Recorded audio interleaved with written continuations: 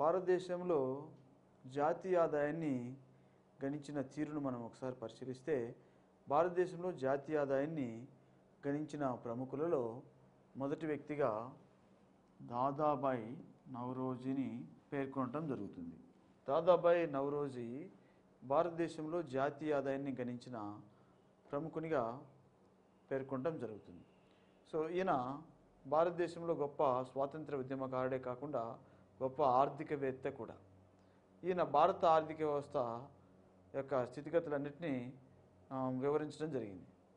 ఈయన భారతదేశంలో జాతీయ ఆదాయాన్ని 1867-68 సంవత్సరాల ధరలతో అప్రాక్సిమేట్గా భారతదేశ జాతీయ ఆదాయాన్ని గణించి భారతదేశంలో నేషనల్ ఇన్కమ్ అప్పట్లో 340 కోట్ల రూపాయలు ఉందని ఆయన వివరించడం జరిగింది. అలాగే per capital income for head 20 రూపీస్గా ఆయన వివరించి చెప్పడం జరిగింది.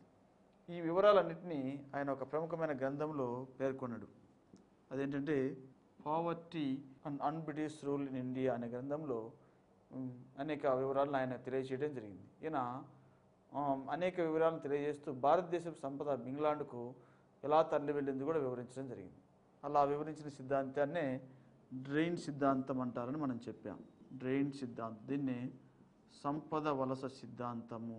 ఈ సిద్ధాంతంలో భారతదేశపు జాతీయ ఆదాయం అంతా ఇంగ్లాండ్కి ఎలా తరలి వెళ్ళింది అనే వివరాలను ఆయన పేర్కొనడం జరిగింది. దాని డ్రెయిన్ సిద్ధాంతం, సంపద వలస సిద్ధాంతం అంటారు.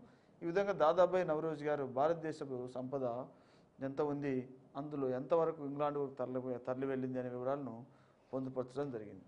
తర్వాత మరలా జాతీయ ఆదాయ గణాంకాలను చూస్తే 1931 సంవత్సరంలో ఒక శాస్త్రీయమైన పద్ధతిలో భారతదేశంలో జాతీయ ఆదాయాన్ని ఒక వ్యక్తి గణించాడు. ఆయన పేరే వికేఆర్వి రావ్.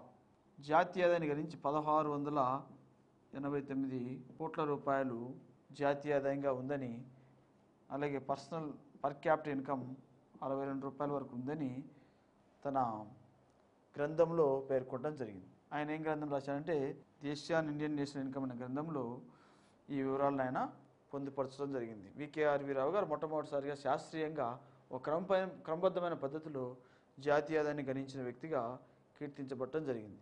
వికేఆర్వి రావు అంటే విజయేంద్ర కస్తూరి రంగ వరద రాజారావు. విజయేంద్ర కస్తూరి రంగ వరద రాజారావుగా ఈయనను పిలవటం జరుగుతుంది. ఈయన కూడా మంచి ఆర్థికవేత్త అన్నట్టు. ఈయన జాతీయ ఆదాయాన్ని గణించేందుకు ప్రధానంగా 2 రంగాలను తీసుకున్నాడు అన్నట్టు. ఒకటి ప్రాథమిక రంగం, రెండోది కార్పొరేట్ రంగం. ఆర్థిక వ్యవస్థను 2 రంగాలుగా విభజించి ప్రాథమిక రంగంగా, కార్పొరేట్ రంగంగా విభజించి జాతీయ ఆదాయాన్ని ఈయన శాస్త్రీయంగా మొట్టమొదటిసారిగా గణించడం జరిగింది. ఆ విధంగా గణించిన గణాంకాలు శాస్త్రీయమైనవిగా పేర్కొనడం జరిగింది అనమాట. ఈ విధంగా 1931లో జాతీయ ఆదాయాన్ని గణించేందుకు ఈయన ఎక్సర్సైజ్ చేయడం జరిగింది. 1949లో నేషనల్ ఎస్టిమేట్స్ కమిటీ అనే ఒక కమిటీని ఏర్పాటు చేయడం జరిగింది. పిసి మహలనోబిస్ అధ్యక్షతన. దీన్ని నేషనల్ ఎస్టిమేట్స్ కమిటీ జాతీయ అంచనాల సంఘము అని కూడా పిలవడం జరుగుతుంది. జాతీయ అంచనాల సంఘం లేదా నేషనల్ ఎస్టిమేట్స్ కమిటీ. ఈ కమిటీ ఆధ్వర్యంలో జాతీయ ఆదాయాన్ని గణించాలని 1949లో దీన్ని ఏర్పాటు చేయడం జరిగింది. ఇందులో సభ్యులుగా డిఆర్ గాడ్గిల్, అలాగే రెండో సభ్యునిగా వికేఆర్వి రావును అపాయింట్ చేయడం జరిగింది అన్నట్టు. వికేఆర్వి రావును అపాయింట్ చేయడం జరిగింది. దీన్నే ఈ నేషనల్ ఎస్టిమేట్స్ కమిటీ జాతీయ అంచనాల సంఘాన్ని దీన్ని ఏమని పిలుస్తారంటే high powered experts estimates committee. తర్వాత మరలా 1951లో సిఎస్ఓను ఢిల్లీ కేంద్రంగా ఏర్పాటు చేయాలని ప్రపోజ్ చేయడం జరిగింది. CSO means central statistical organisation. దీన్నే కేంద్ర గణాంక సంస్థ అంటాం.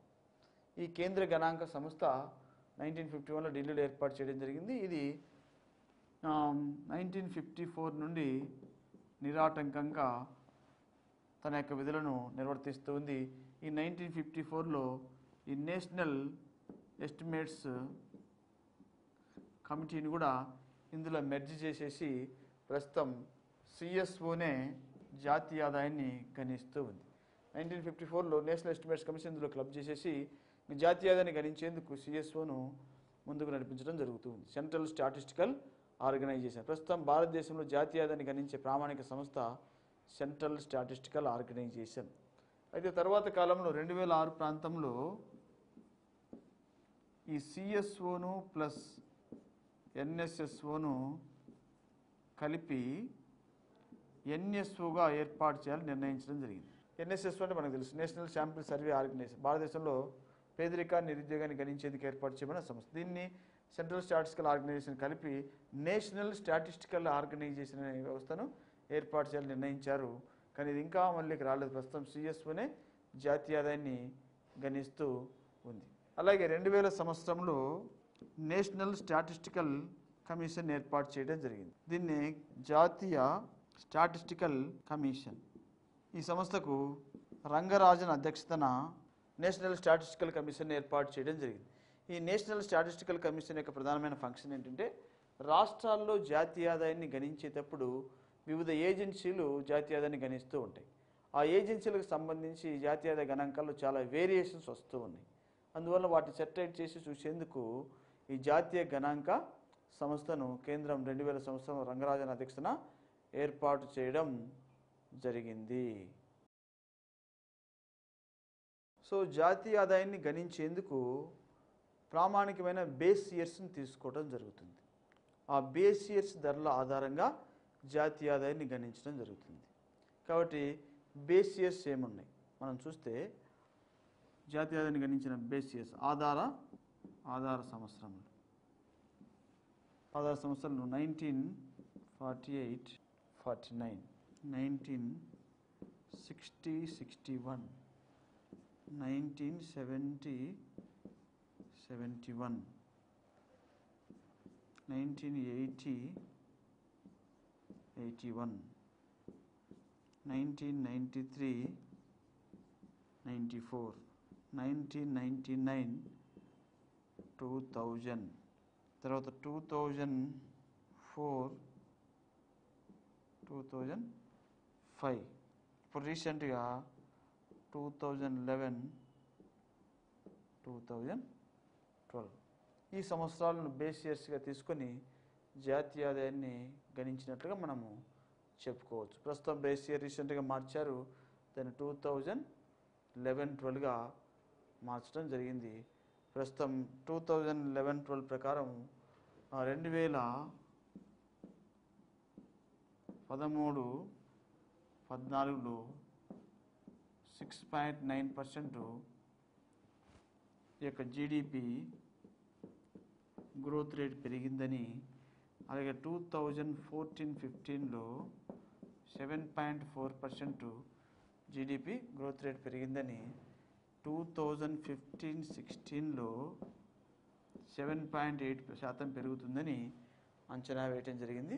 అయితే రీసెంట్గా దీన్ని సవరించారు, ఎంత పెరగదు అని 7.6%గా జీడిపి వృద్ధి రేటు ఉంటుందని రీసెంట్గా అంచనా వేయటం జరిగింది. ఎంత వస్తుందో తర్వాత మనం చూడాల్సి ఉంటుంది. ఇప్పుడు మనం చూస్తే ప్రజెంట్ భారతదేశం 3 ప్రాథమిక రంగాలు ప్రాథమిక, ద్వితీయ, తృతీయ రంగాలు చూస్తే, సో ప్రాథమిక రంగం వాటా జాతీయ ఆదాయంలో 17% అబవ్ ఉంది. అలాగే ద్వితీయ రంగం వాటా 29% అబవ్ ఉంది. తృతీయ రంగం వాటా 52% అబవ్. ఈ విధంగా జాతీయ ఆదాయం అనేది భారతదేశంలో కౌంట్ చేయబడుతూ దేశంలో ఆర్థిక స్థితిగతులను ఎప్పటికప్పుడు తెలుసుకునేందుకు ప్రభుత్వ ఏజెన్సీ అయిన సెంట్రల్ స్టాటిస్టికల్ ఆర్గనైజేషన్ వర్క్ చేస్తూ ఉంది. ఈ జాతీయ ఆదాయము ప్రస్తుతం భారతదేశంలో మనం గమనిస్తే ఎక్కువగా సేవా రంగం నుంచి వస్తున్నట్టు తెలుస్తుంది. తృతీయ రంగం, సేవా రంగం. మనం ఇక్కడ గమనించాల్సింది ఏంటంటే 3 రంగాల్లో భారతదేశంలో అత్యధిక ఉపాధిని కల్పించేదేమో ప్రాథమిక రంగం, 54% అబవ్ ఉపాధిని కల్పిస్తుంది. కానీ అతి తక్కువ ఆదాయాన్ని భారతదేశంలో జాతీయ ఆదాయంగా రాణించే రంగము ప్రాథమిక రంగం ఎక్కువ ఉపాధిని కల్పిస్తుంది, కానీ తక్కువ ఆదాయాన్ని మాత్రమే ప్రాథమిక రంగం నుండి మనం పొందుతూ ఉన్నాం. అలాగే తృతీయ రంగం చూస్తే భారతదేశంలో ఎక్కువ ఆదాయాన్ని జనరేట్ చేస్తూ ఉంది. సో ఇక్కడ మనం గమనిస్తే ఈ తృతీయ రంగంలో ఇంకా రవాణా ప్రాధాన్యత చాలా ఎక్కువగా ఉంది. ఈ రవాణా సమాచారంలో కూడా మరలా కమ్యూనికేషన్ వ్యవస్థ చాలా ఎక్కువ ఆదాయాన్ని సమకూరుస్తుంది. ఇందులో మరలా ఐటీ సర్వీసెస్ వాటా చాలా ఎక్కువగా ఉంది. మనకు ఐటీ ఎగుమతుల ద్వారా దాదాపు మొత్తం ఎగుమతులు 38% అబవ్ ఆదాయము ఐటీ ఎగుమతుల ద్వారా వస్తుంది అన్నమాట. అంతేకాకుండా 13% అబవ్ గ్రోత్ రేట్ ఉంది అనమాట ఫర్ యానం ఐటీ సర్వీసెస్లో. అంత అబ్నార్మల్గా బాగా స్పీడ్గా వెళ్ళిపోతూ ఉంది అనమాట. అలాగే ద్వితీయ రంగంలో మ్యానుఫ్యాక్చరింగ్ సెక్టార్ వాటా ఎక్కువగా ఉంది. అయితే ప్రపంచ దేశాలతో మనం చూస్తే ద్వితీయ రంగంలో మ్యానుఫ్యాక్చరింగ్ వాటా, ఉత్పత్తి రంగం వాటా చాలా తక్కువగా ఉంది. అందువల్ల రీసెంట్గా గవర్నమెంటు మేక్ ఇన్ ఇండియా ప్రోగ్రాంతో ఈ ద్వితీయ రంగంలోని మ్యానుఫ్యాక్చరింగ్ సెక్టార్ వాటాను పెంచేందుకు ప్రభుత్వం చాలా సర్వదా ప్రయత్నిస్తూ ఉంది. అంటే భారతదేశాన్ని ఒక తయారీ కేంద్రంగా మలచి తద్వారా ఉత్పత్తి రంగంలో మంచి ఉత్పత్తులను ఇక్కడ సృష్టించి ఆ ఉత్పత్తులను ప్రపంచ దేశాలకు కూడా ఎగుమతి చేసే స్టేజ్ని కల్పించాలనేదే ఉద్దేశం అనమాట. అలా మేక్ ఇన్ ఇండియా ద్వారా రాబోయే మేక్ ఇన్ ఇండియా ద్వారా అప్పుడు 10 కోట్ల ఉద్యోగాలు సృష్టించాలా అనేది ఉద్దేశం అన్నమాట. సో ఈ మేక్ ఇన్ ఇండియా ప్రోగ్రాం ద్వారా భారతదేశంలో ఆర్థిక అభివృద్ధిని వేగవంతం చేసే ఉద్దేశంతో ఎక్సర్సైజ్ చేస్తూ ఉందన్నట్టు. అలాగే ప్రాథమిక రంగాన్ని కూడా ప్రభుత్వం ఎక్కువగా పట్టించుకుంటూ ప్రాథమిక రంగాన్ని కూడా స్ట్రెంథెన్ చేసేలా వర్క్ చేస్తుంది. ప్రాథమిక రంగంలో హార్టికల్చర్ రంగానికి ఎక్కువగా ప్రభుత్వం ఇంపార్టెన్స్ ఇస్తూ ప్రాథమిక రంగాన్ని కూడా బలపరుస్తూ ఉంది. ఈ విధంగా భారతదేశంలో ఈ యొక్క జాతీయ ఆదాయ గణాంకాలు మరియు అంచనాలు మనం గమనించవచ్చు. అలాగే ఇందులోనే మనం మరొక కాన్సెప్ట్ ఉంది, అదేంటంటే చక్రీయ ఆదాయ ప్రవాహం. దీన్ని మనం సర్క్యులర్ ఫ్లో ఆఫ్ ఇన్కమ్ అంటాం. సర్క్యులర్ ఫ్లో ఆఫ్ ఇన్కమ్, చక్రీయ ఆదాయ ప్రవాహం అంటే అర్థం ఏమిటంటే ఆర్థిక వ్యవస్థలో వస్తు సేవల ప్రవాహం ఎలా ముందుకెళ్తుంది, వస్తు సేవల ప్రవాహం ద్వారా ఆదాయాలు సృష్టించబడి ఆ ఆదాయాలు వివిధ వర్గాల మధ్య ఏ విధంగా ఫ్లో అవటం జరుగుతుంది అనే విషయాలను తెలియజేసేదే చక్రీయ ఆదాయ ప్రవాహం. అంటే వస్తు సేవలు సృష్టించబడినప్పుడు ఆటోమేటిక్గా వాటికి రెమ్యునరేషన్స్ మనము పే చేయడం జరుగుతుంది. ఆ రెమ్యునరేషన్స్ ఏ విధంగా ఫ్లో అవటం జరుగుతుంది, వస్తు సేవల మార్పిడి ఎలా జరుగుతుంది, వాటికి ప్రతిఫలంగా ఆదాయాలు ఏ విధంగా ప్రవహించడం జరుగుతుంది అనే విషయాలను ఇందులో మనం చూడటం జరుగుతుంది అన్నమాట. సో ఈ ఆదాయ చక్రీయ ప్రవాహాన్ని వివరించేందుకు మొత్తం ఆర్థిక వ్యవస్థలో మనం ప్రధానంగా 4 రంగాలను మనం గమనించడం జరుగుతుంది అన్నమాట.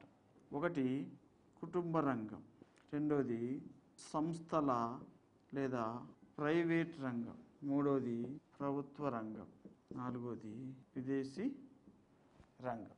సో ఈ 4 రంగాలలో వస్తు సేవలు ట్రాన్స్ఫర్ అవుతూ ఉంటాయి మరియు ఆదాయాలు కూడా ఒక రంగం నుంచి మరొక రంగానికి ట్రాన్స్ఫర్ అవ్వడం జరుగుతుంది. ఈ విధంగా ఒక రంగం నుంచి మరొక రంగానికి ఈ ఆదాయం అనేది ఎలా ప్రవహిస్తుంది అనేది మనము చక్రీయ ఆదాయ ప్రవాహంగా చెప్పుకోవడం జరుగుతుంది అన్నమాట. Circular flow of income.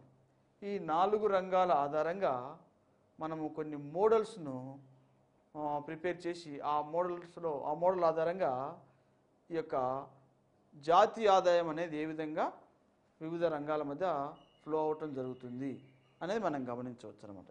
ఈ 4 రంగాలను బేస్ చేసుకొని మనము ఎకానమీని ఒక 3 మోడల్స్గా విభజించవచ్చు. మొదటిది ఏంటంటే 2 సెక్టార్ మోడల్. 2 సెక్టార్స్ మధ్య ఆదాయ ప్రవాహం, వస్తు సేవల ప్రవాహం ఏ విధంగా చోటు చేసుకుంటుంది, దాన్ని 2 సెక్టార్ మోడల్ అంటాం. అంటే ఈ 2 రంగాల మధ్య. అలాగే రెండవది 3 సెక్టార్ మోడల్. ఈ 3 రంగాల మధ్య వస్తు సేవల ప్రవాహము అలాగే ఆదాయ ప్రవాహం ఏ విధంగా సర్క్యులేట్ అవుతూ ఉంటుంది. అలాగే మూడవది 4 సెక్టార్ మోడల్. ఈ విధంగా 4 రంగాల మధ్య ఏ విధంగా వస్తు సేవల ప్రవాహం జరుగుతుంది, అలాగే ఆదాయ ప్రవాహాలు సర్క్యులేట్ అవుతూ ఉంటాయో మనము ఇందులో గమనించాల్సి ఉంటుంది. ఇప్పుడు చెప్పిన ఈ కుటుంబ రంగము, ప్రైవేట్ రంగము, ప్రభుత్వ రంగము, విదేశీ రంగం, ఈ 4 రంగాలలో మనము కేవలం ఆర్థిక వ్యవస్థలో 2 రంగాలు ఉన్నాయనుకుందాం. ఆ 2 రంగాలు ఉన్నప్పుడు దాన్ని మనము 2 సెక్టార్ మోడల్ కింద పిలుస్తాం. ఈ 2 సెక్టార్ మోడల్లో ఏమేమి ఉంటాయి? కుటుంబ రంగం ఉంటుంది, ప్రైవేట్ రంగం ఉంటుంది అన్నమాట. ఉత్పత్తిని సృష్టించేందుకు కావలసిన ఉత్పత్తి కారకాలు ఇనిషియల్గా ఎవరి అధీనంలో ఉంటాయి? ఏ రంగంలో ఉంటాయి? కుటుంబ రంగంలో ఉంటాయి. సో కుటుంబ రంగం వారు ఉత్పత్తి కారకాలను ప్రైవేట్ రంగానికి అందించడం జరుగుతుంది. కాబట్టి ఈ కుటుంబ రంగం నుండి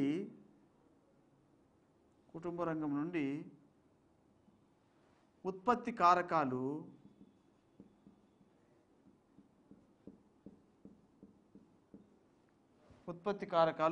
ప్రైవేట్ రంగానికి ప్రవహించడం జరుగుతుంది. అంటే land, labour, capital, organisation, technology ఇవన్నీ ఇనిషియల్గా కుటుంబ రంగం వారు కలిగి ఉంటారు. ఈ కుటుంబ రంగం వారు ఏం చేస్తారు? ఉత్పత్తిని చేసేందుకు ఆసక్తి కలిగిన వర్గం వారు ఎవరైతే ముందుకు రావడం జరుగుతుందో వారికి వీటిని అప్పచెప్పడం జరుగుతుంది, లేదా ఇవ్వటం జరుగుతుంది, లేదా ఫ్లో చేయటం జరుగుతుంది అన్నమాట. ఆ విధంగా కుటుంబ రంగం నుండి ఉత్పత్తి కారకాలు ప్రైవేట్ రంగానికి వెళ్తాయి.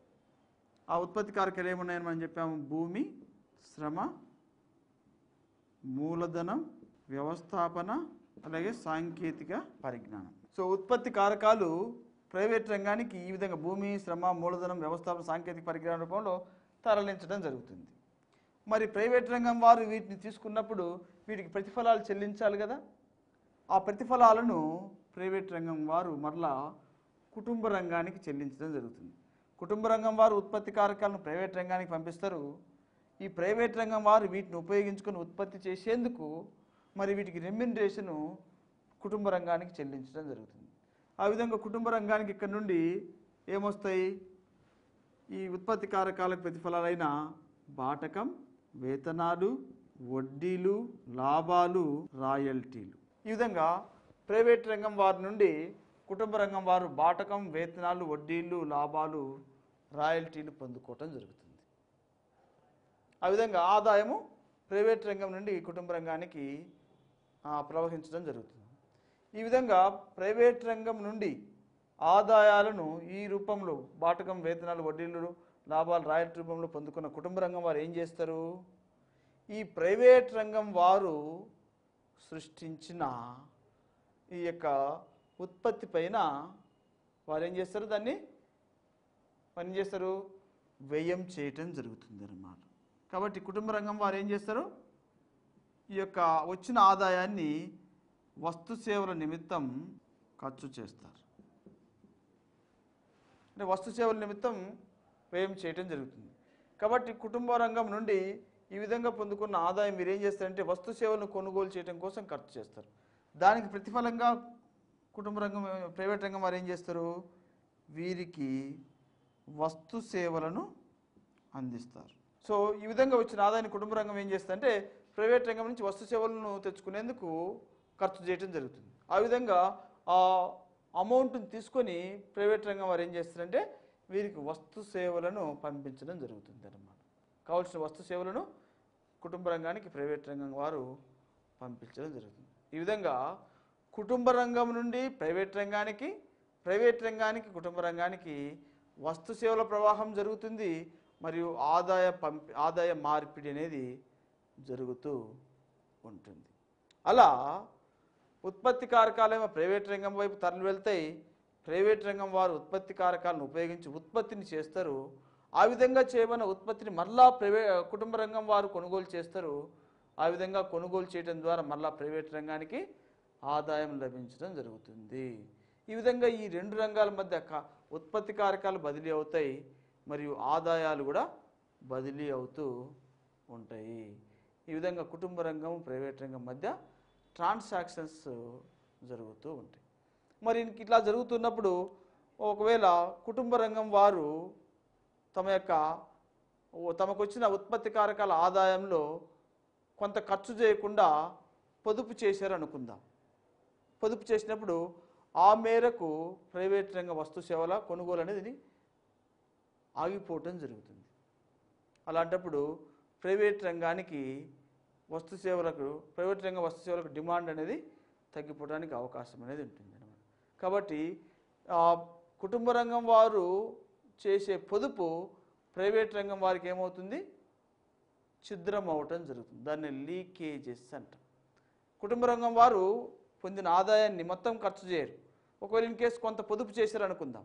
మరి ఆ పొదుపు చేసిన మేరకు ఇక్కడ వస్తు సేవల కొనుగోలు ఆగిపోతుంది కదా. ప్రైవేట్ రంగం వారు సృష్టించిన ఉత్పత్తి ఆగిపోవటం, ప్రైవేట్ రంగం వారు సృష్టించిన ఉత్పత్తి అమ్మకుండా మిగిలిపోవడం జరుగుతుంది. ఎందుకంటే ఆ మేరకు కుటుంబ రంగం వారు పొదుపు చేశారు కాబట్టి ఇక్కడ మన క్వశ్చన్ ఏంటంటే, కుటుంబ రంగం వారు చేయు పొదుపు ప్రైవేట్ రంగానికి ఏ విధంగా పరిణమిస్తుంది, ఛిద్రములాగా పరిణమిస్తుంది అన్నమాట.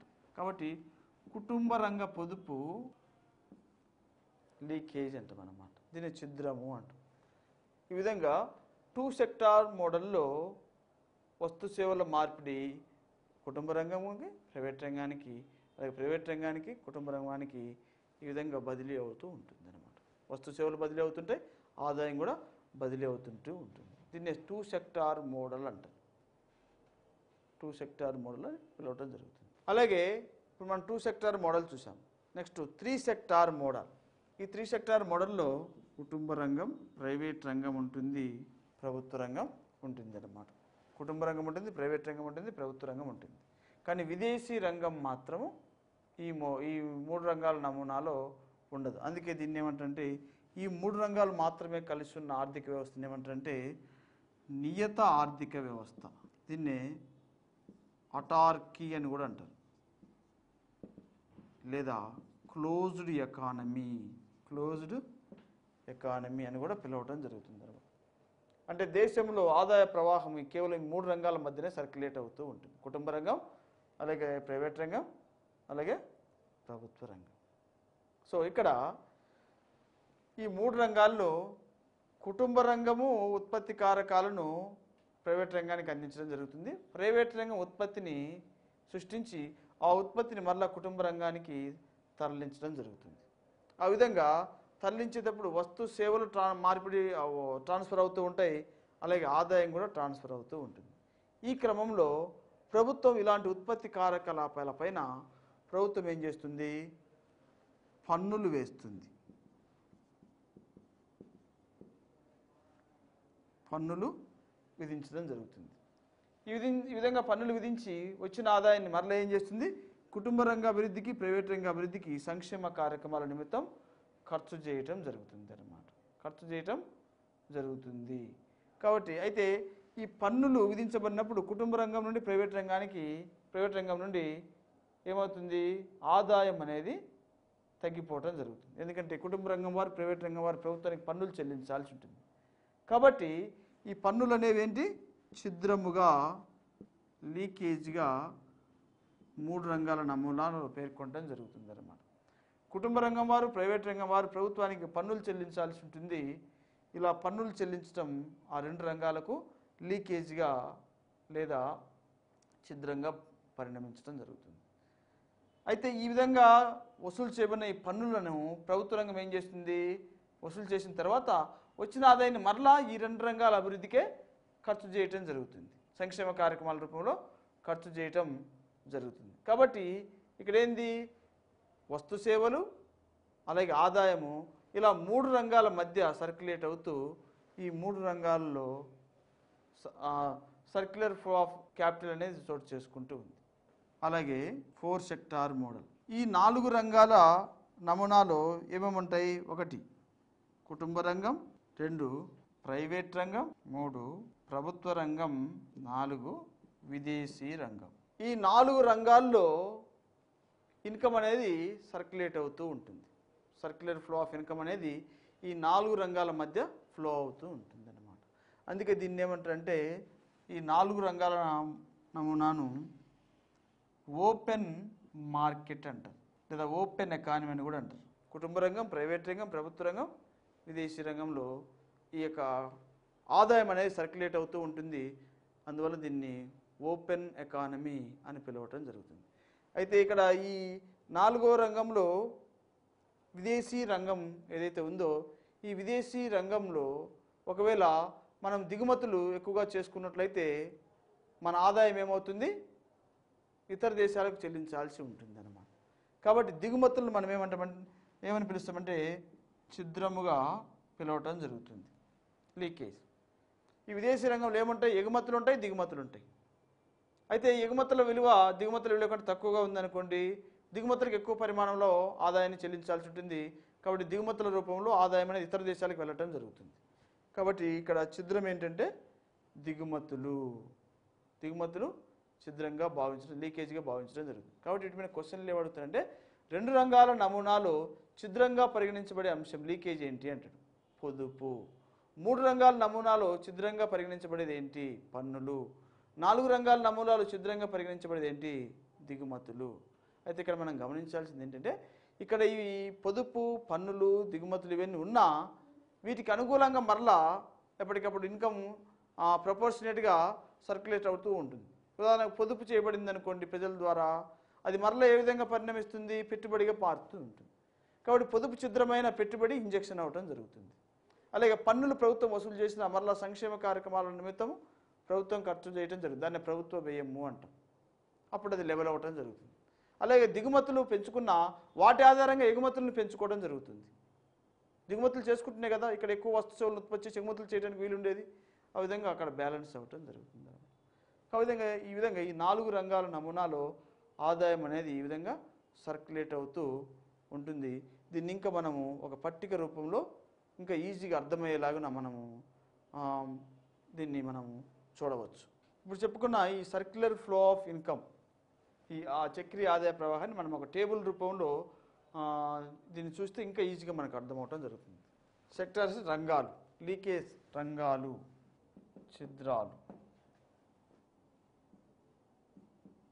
ప్రోత్సాహకాలు, సమతౌల్యం. ముందుగా మనం 2 సెక్టార్ మోడల్ చూద్దాం. 2 రంగాల నమూనా. ఈ 2 రంగాల నమూనా ఏముంటాయి, కుటుంబ రంగం, ప్రైవేట్ రంగం. సో ఈ 2 రంగాల నమూనాలో కుటుంబ రంగం, ప్రైవేట్ రంగం ఉంటుంది. ఈ కుటుంబ రంగం, ప్రైవేట్ రంగం మధ్య చక్రీయ ఆదాయ ప్రవాహం అని చోటు చేసుకుంటుంది. అంటే మనం ఏం చెప్పాం, కుటుంబ రంగం నుండి ఉత్పత్తి కారకాలు ప్రైవేట్ రంగం వైపు తరలించబడతాయి. ప్రైవేట్ రంగం వారు ఉత్పత్తి చేస్తారు, ఆ ఉత్పత్తి చేసేందుకు ఉపయోగించుకున్న ఉత్పత్తి కారకాలకు ప్రతిఫలాలు మళ్ళీ కుటుంబ రంగానికి చెల్లిస్తారు. ఆ విధంగా పొందుకున్న ఈ రెమ్యునరేషన్ కుటుంబ రంగం వారు మళ్ళీ ఏం చేస్తారంటే ప్రైవేట్ రంగం వారు సృష్టించిన ఉత్పత్తి పైన ఖర్చు చేయటం జరుగుతుంది. అలా ఖర్చు చేయటం వలన వస్తు సేవలను కుటుంబ రంగానికి ప్రైవేట్ రంగం వారు తరలించడం జరుగుతుందని చెప్తారు. అటు ఉత్పత్తి కారకాలు మరియు ఇటు ఆదాయము ఈ 2 రంగాల మధ్య సర్క్యులేట్ అవుతూ ముందుకెళ్తూ ఉంటాయి. మరి ఇటువంటి టైంలో కుటుంబ రంగం వారు ప్రైవేట్ రంగం వారి నుంచి పొందుకున్న ఆదాయంలో కొంత భాగాన్ని పొదుపు చేయటం జరిగింది అనుకుందాం. అప్పుడు ప్రైవేట్ రంగం వారికి అదేమవుతుంది, ఛిద్రం అవుతుంది. కాబట్టి ఈ 2 రంగాల నమూనాలు ఛిద్రం ఏంటి, పొదుపు, లీకేజ్, సేవింగ్.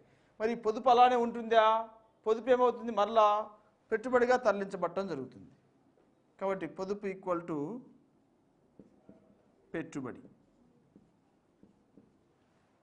పొదుపు పెట్టుబడిగా మారుతుంది కాబట్టి ఇది ఆర్థిక వ్యవస్థకు ప్రోత్సాహం అన్నమాట. ప్రీవియస్గా గ్రూప్ 2లో క్వశ్చన్ అడిగాడు, భారతదేశంలో పొదుపును ఎక్కువగా సమకూర్చే రంగం ఏంటి అని. కుటుంబ రంగమా, ప్రభుత్వ రంగమా, ప్రైవేట్ రంగమా, విదేశీ రంగం అని అడిగాడు. భారతదేశంలో పొదుపును ఎక్కువగా సమకూర్చే రంగం ఏ రంగము, కుటుంబ రంగం. కుటుంబ రంగం వారు పొదుపు చేస్తే అది పెట్టుబడిగా మారిపోవడం జరుగుతుంది అనమాట. ఆ విధంగా పొదుపు చేయబడిన ఈ మొత్తం పెట్టుబడిగా మారటం జరుగుతుంది అనమాట. కాబట్టి ఇక్కడ ఈక్విలిబ్రియం ఏంటి, S is equal to I, సమతౌల్యం. Saving is equal to investment, saving is equal to investment. తర్వాత 3 రంగాల నమూనా. ఈ 3 రంగాల నమూనాలో కుటుంబ రంగం, 2 ప్రైవేట్ రంగం,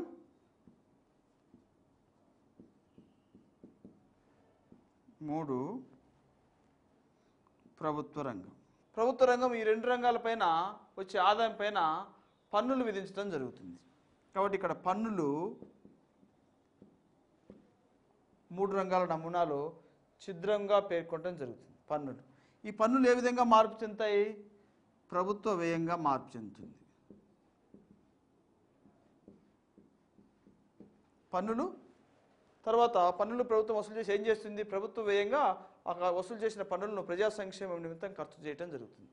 కాబట్టి ఇక్కడ 2 రంగాల నమూనాలో S=I, అలాగే taxes equal to government expenditure, అంతే కదా, ఎక్స్పెండిచర్. ఇది 3 రంగాల నమూనాలో ఉన్న స్థితి. అలాగే 4 రంగాల నమూనా. 4 రంగాల నమూనాలో పరిస్థితి ఏంటి? సేమ్.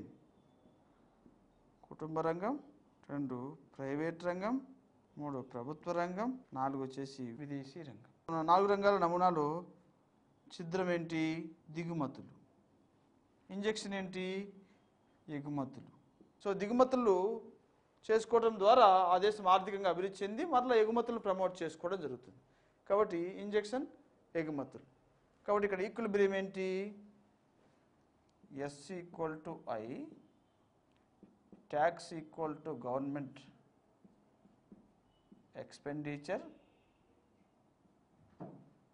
అలాగే ఎక్స్పోర్ట్స్ ఈక్వల్ టు ఇంపోర్ట్స్. ఈ విధంగా ఆర్థిక వ్యవస్థలో ఈ సర్క్యులర్ ఫ్లో ఆఫ్ ఇన్కమ్ అనేది ఫ్లో అవుతూ ఉంటుంది అన్నమాట. ఈ విధంగా ఈ ఆదాయ ప్రవాహం అనేది ఇలా సర్కిల్ అవుతూ చోటు చేసుకుంటూ 4 రంగాల మధ్య చోటు చేసుకొని దేశం ఆర్థికంగా ముందుకెళ్లేందుకు ఈ యొక్క ఆదాయం అనేది క్రమంగా ఒక రంగం నుంచి మరొక రంగానికి ఫ్లో అవుతూ ఉంటుంది. ఈ విధంగా ఫ్లో అవటాన్ని ఏమంటే చక్రీయ ఆదాయ ప్రవాహము అని పిలవటం జరుగుతుంది. ఈ విధంగా కుటుంబ రంగం నుంచి ప్రైవేట్ రంగం నుంచి ప్రభుత్వ రంగం నుంచి విదేశీ రంగానికి ఇలా ఇన్కమ్ జనరేట్ సర్క్యులేట్ అవుతూ ముందుకెళ్తూ ఉంటుంది. దీన్ని ఆదాయ చక్రీయ ప్రవాహము అని పిలవటం జరుగుతుంది. అలాగే మనం రాష్ట్రాల్లో జనించే ఆ రాష్ట్ర ఆదాయాలను ఏ విధంగా కౌంట్ చేయడం జరుగుతుంది అనేది చూద్దాం. ఈ రాష్ట్రాల ఆదాయాలను మనం సాధారణంగా గ్రాస్ స్టేట్ డొమెస్టిక్ ప్రోడక్ట్ అని పిలవటం జరుగుతుంది అన్నమాట. స్థూల రాష్ట్ర దేశీయ ఉత్పత్తిగా పిలవటం జరుగుతుంది. సో ఒక రాష్ట్రములో ఉన్న వనరులను అన్నింటినీ ఉపయోగించుకొని చేయబడిన ఉత్పత్తి అంతటిని మనం ఏ విధంగా పిలుస్తామంటే GVO అంటాం. గ్రాస్ వాల్యూ అవుట్పుట్ అని, స్థూల విలువ ఉత్పత్తి అంటాం. అంటే రాష్ట్రంలో ఉపయోగించుకున్న వనరులన్నింటి సహాయంతో చేయబడిన ఉత్పత్తిని. ఈ గ్రాస్ వాల్యూ అవుట్పుట్లో నుండి అంటే ఇందులో మధ్యంతర వస్తువుల యొక్క వినియోగం కూడా కలిసి ఉంటుంది. ఆ విధంగా ఉత్పత్తిలో పాలు పంచుకున్న వాటన్నింటి తాలూకు వచ్చిన ఇన్కాన్ని GOV గ్రాస్ వాల్యూ అవుట్పుట్ అంటాం. మరి ఇందులో మధ్యంతర వస్తువుల వాల్యూని తొలగిస్తే ఒక రాష్ట్రంలో ఆ సంవత్సరంలో ఎంతవరకు ఆదాయం అనేది సమకూరటం జరిగింది అని తెలియటం జరుగుతుంది. కాబట్టి GVO మైనస్ మధ్యంతర వస్తువుల విలువ, GVO నుండి మధ్యంతర వస్తువుల విలువ వాల్యూ ఆఫ్ ఇంటర్మీడియట్ గూడ్స్ అన్నమాట. ఇంటర్మీడియట్ గూడ్స్ యొక్క వాల్యూను తొలగిస్తే వచ్చేది GVA మార్కెట్ ప్రైసెస్ అంట. GVA gross value added market prices అంట. ఈ గ్రాస్ వాల్యూ యాడెడ్ మార్కెట్ ప్రైస్ని మనం ఏ విధంగా పిలుస్తామంటే జాతీయ ఉత్పత్తి రీత్యా మనం ఏ విధంగా పిలుస్తామంటే జీడిపి మార్కెట్ ప్రైసెస్గా పిలుస్తాం. జీడిపి మార్కెట్ ప్రైసెస్గా పిలుస్తాం అన్నట్టు. Gross value added GDP market price. అలాగే ఈ యొక్క కాబట్టి మనకు ఇప్పుడు జీవీఓ మైనస్ మధ్యంతర వస్తువులు ఏమంటే GVA market prices. GVA market prices. మరి జీవీఏ మార్కెట్ ప్రైసెస్లో నుండి తరుగుదలను లేదా సిఎఫ్సిని రిమూవ్ చేయగా వచ్చేది ఏంటి? తరుగుదల. జీవీఏ గ్రాస్ వాల్యూ యాడెడ్లో నుండి తరుగుదల లేదా కన్జంప్షన్ ఆఫ్ ఫిక్స్డ్ క్యాపిటల్ విలువను రిమూవ్ చేయగా వచ్చేదే ఎన్విఏ మార్కెట్ ప్రైసెస్ కదా. NVA market prices. ఈ ఎన్విని ఏ విధంగా రాసుకోవచ్చు? ఎన్డిపి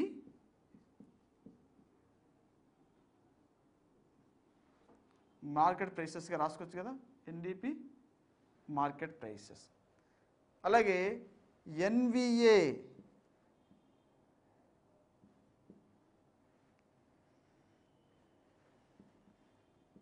మార్కెట్ ప్రైసెస్ నుండి నెట్ ఐటీ రిమూవ్ చేయగా వచ్చేది NVA factor cost. NVA factor cost. దీన్ని మనం ఏ విధంగా రాసుకోవచ్చు? నెట్ డొమెస్టిక్ ప్రోడక్ట్ ఫ్యాక్టర్ కాస్ట్గా రాసుకోవచ్చు. ప్రీవియస్గా గ్రూప్ 2లో ఇది అడిగాడు. జీవీఏ నుండి తరుగుదలను స్థిర మూలధన వినియోగాన్ని తీసివేయగా వచ్చేది ఏంటి? దీన్ని నెట్ డొమెస్టిక్ ప్రోడక్ట్. స్టేట్ లెవెల్లో రాస్తున్నాం కాబట్టి నెట్ స్టేట్ డొమెస్టిక్ ప్రోడక్ట్ అంటాం.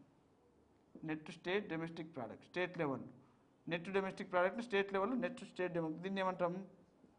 Net state domestic product factor cost అంటారు. ఒరిజినల్గా ఒక రాష్ట్రంలో వచ్చే ఆ రాష్ట్ర ఆదాయాన్ని మనం ఎన్ఎస్డిపి ఫ్యాక్టర్ కాస్ట్గా అభివర్ణించడం జరుగుతుంది.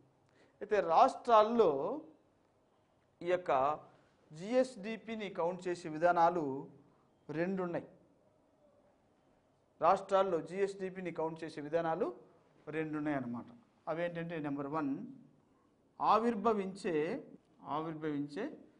ఆదాయం. దీన్ని ఏమంటారంటే ఇన్కమ్ ఆరిజినేటింగ్ అంటారు. ఆవిర్భవించే ఆదాయం అంటే అర్థం ఏమిటంటే ఒక రాష్ట్ర సరిహద్దు లోపల జరిగిన మొత్తం ఉత్పత్తి విలువను ఇన్కమ్ ఆరిజినేటింగ్ అంటాం. ఇన్కమ్ ఆరిజినేటింగ్ అంటాం. రాష్ట్రాల్లో వాస్తవంగా జాతీయ ఆదాయాన్ని ఈ ఇన్కమ్ ఆరిజినేటింగ్ విధానంలో లేదా ఆవిర్భవించే ఆదాయం విధానంలో గణించడం జరుగుతుంది. ఎందువలనంటే రాష్ట్రానికి చెందిన ఇతర వ్యక్తులు, ఇతర సంస్థలు, ఇతర దేశాల్లో ఉన్న ఆదాయానికి సంబంధించిన గణాంకాలు అందుబాటులో ఉండట్లేదు కాబట్టి ఈ యొక్క ఆవిర్భవించే ఆదాయాన్ని రాష్ట్రాల్లో కౌంట్ చేయడం జరుగుతుంది. దీన్నే మనం ఏ విధంగా రాస్తామంటే GSDP gross state domestic product. ఈ జిఎస్డిపిని మనం ఏమంటాం? NV net value added. Net value యాడెడ్గా పిలవటం జరుగుతుంది అన్నమాట. Net value added. అలాగే రెండవది సిద్ధించే ఆదాయం. దీన్నే అక్వైరింగ్ ఇన్కమ్. సిద్ధించే ఆదాయంలో రాష్ట్రం వెలుపల ఉన్న రాష్ట్ర తాలూకు వ్యక్తులు, సంస్థలు సంపాదించే ఆదాయాన్ని కూడా కౌంట్ చేయడం జరుగుతుంది. దీన్ని మనము గ్రాస్ స్టేట్ నేషనల్ ప్రోడక్ట్గా పిలవటం జరుగుతుంది అనమాట. గ్రాస్ స్టేట్ నేషనల్ ప్రోడక్ట్గా పిలవటం జరుగుతుంది. కానీ దీనికి సంబంధించిన గణాంకాలు రాష్ట్రాల్లో అందుబాటులో లేవు కాబట్టి ఇదే కౌంట్ చేయడం జరుగుతుంది అనమాట. దీన్ని సెంట్రల్ లెవెల్లో మనము ఏ విధంగా రాస్తాం? జిఎన్పిగా రాస్తాం. Gross national product. అలాగే సెంట్రల్ లెవెల్లో దీన్ని ఏ విధంగా రాస్తాం? జీడిపిగా రాస్తాం. గ్రాస్ డొమెస్టిక్ ప్రోడక్ట్, ఇదేమో గ్రాస్ నేషనల్ ప్రోడక్ట్. అయితే రాష్ట్ర స్థాయిలో ఈ ఆదాయానికి సంబంధించిన ఆధారాలే మనకు అందుబాటులో ఉన్నాయి కాబట్టి జిఎస్డిపిని మాత్రమే కౌంట్ చేయడం జరుగుతుంది. ఇది కూడా 2011లో ఈ రెండు అడిగాడు.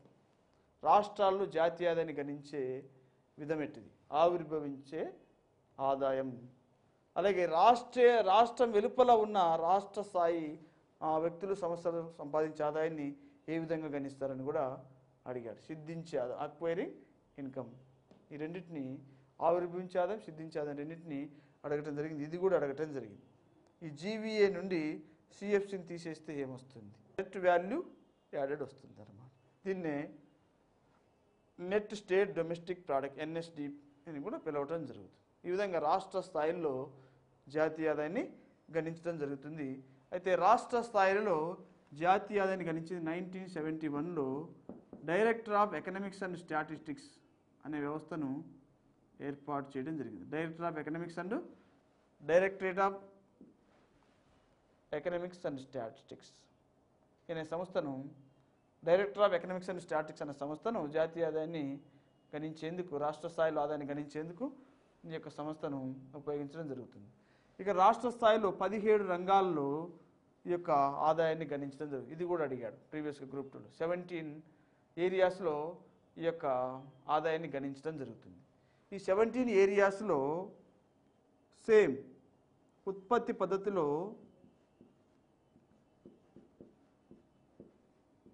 ఉత్పత్తి పద్ధతిలో 6 అంశాలు, ఆదాయ పద్ధతిలో 10 అంశాలు, వ్యయ పద్ధతిలో 1 అంశం, టోటల్గా 17 అంశాల ఆధారంగా రాష్ట్రాల్లోని ఆదాయాన్ని గణించడం జరుగుతూ ఉంది. ఇప్పుడు మనం చూస్తే, ఇప్పుడు పర్టికులర్గా రాష్ట్రాల యొక్క ఆదాయాలు చూస్తే, రాష్ట్రాల యొక్క ఆదాయంలో మహారాష్ట్ర రాష్ట్ర ఆదాయం చాలా ఎక్కువగా ఉంది. అతి తక్కువ రాష్ట్ర ఆదాయం సిక్కింలో ఉంది అన్నమాట. తలసరి ఆదాయాల పరంగా చూస్తే దేశంలో అత్యధిక తలసరి ఆదాయము గోవాలో నమోదవుతుంది.